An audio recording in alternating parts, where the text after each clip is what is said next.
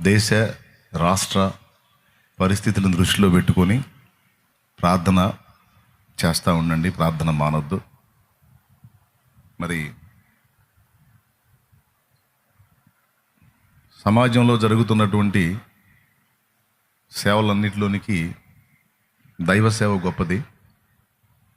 దైవ సేవ తర్వాత మనుషులకు చాలా అవసరమైంది వైద్య సేవ. దైవ సేవ తర్వాత సమాజానికి క్షేమకరమైంది వైద్య సేవ. అలా వైద్య సేవను నేర్చుకుంటూ దాదాపు ఇంకొంతకాలం తన ప్రాక్టీస్ పూర్తి చేసుకుంటే ఒక మంచి వైద్య నిపుణురాలుగా సమాజానికి అందుబాటులోకి వచ్చేటువంటి ఒక ఆడపిల్లను అతి దుర్మార్గంగా పాడు చేసి చిత్రవదగా హత్య చేసినటువంటి ఘటనని మీరందరూ కూడా చూసి విని ఉన్నారు. ఈ నాగరికత పెరుగుతున్న నేపథ్యంలో ఈ సౌకర్యవంతమైన విలాసవంతమైనటువంటి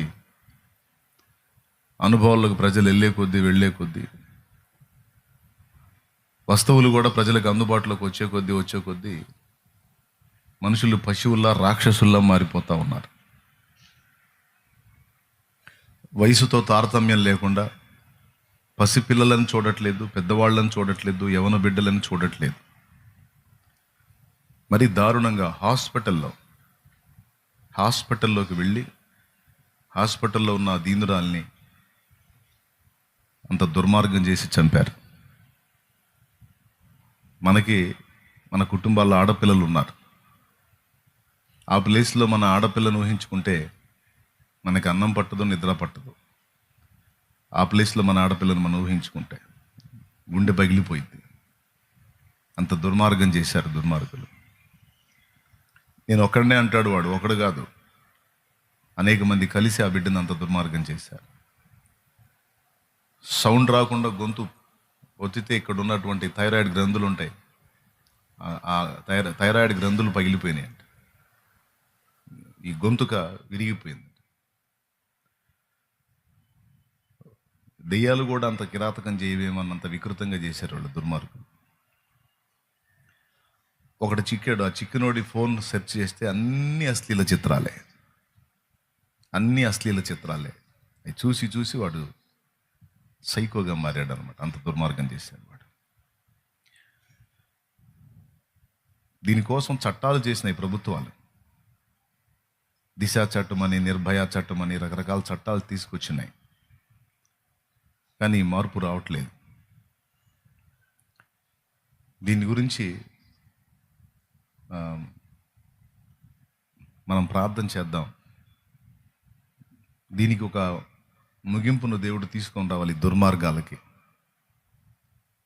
ఈరోజు పరాయి ఆడపిల్లలని మనం దాని గురించి ఏముంది లేని టేక్ ఈజీగా వదిలేయచ్చు.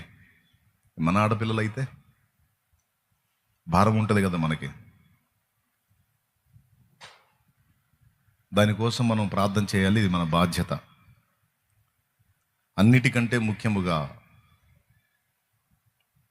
మనుషులందరి కొరకును, రాజుల కొరకును, అధికారుల కొరకును ప్రార్థనలు, యాచనలు, విజ్ఞాపనలు, కృతజ్ఞతాస్తుతులు చెల్లించడానికి మనం పిలువబడ్డాం. మన బాధ్యతది. సర్వే జన సుఖినోభవంతో అని మాట పలికి వదిలేయటం కాదు. సమాజ శ్రేయస్సు కొరకు మనం చేయదగ్గ పరిచర్య మనం చేయాలి.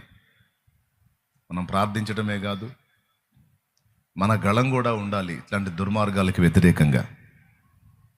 ఇంకా ఎంతమంది దుర్మార్గులు ఉన్నారో ఆ టీము, దాన్ని అంతటిని కూడా అధికారులు పట్టుకొని మళ్ళీ ఇంకొకడు ఇలాంటి చర్యలు చేయడానికి సాహసించకుండా తగిన విధంగా వాళ్ళను శిక్షించాలనేది సమాజం కోరుతున్నది. మనం కూడా కోరేది అదే. ఎందుకంటే సమాజం ధర్మశాస్త్రానికి లొంగుతుంది అని చట్టాలు చేయబడ్డాయి. కాబట్టి దీని గురించి అధికారులు ఎక్కడ రాజీ పడకుండా, దోషుల్ని తప్పించకుండా, ఎందుకంటే అట్లా జరుగుద్ది. కొన్ని ప్రత్యేకమైన స్వార్థపూరిత కారణాలను బట్టి దోషుల్ని తప్పించేటువంటి ప్రమాదం ఉంది. 10 మంది అనుకో, ఒకడేనండి అని 9 మందిని తప్పించే ఛాన్స్ ఉంటుంది. అలాగా ఎలాంటి ప్రలోభాలకి అధికారులు లొంగకుండా, దోషుల్ని పట్టుకొని వాళ్ళని సమాజంలో తిరగనీయకుండా వాళ్ళు బంధించబడాలి, తగిన విధంగా శిక్షించబడాలి.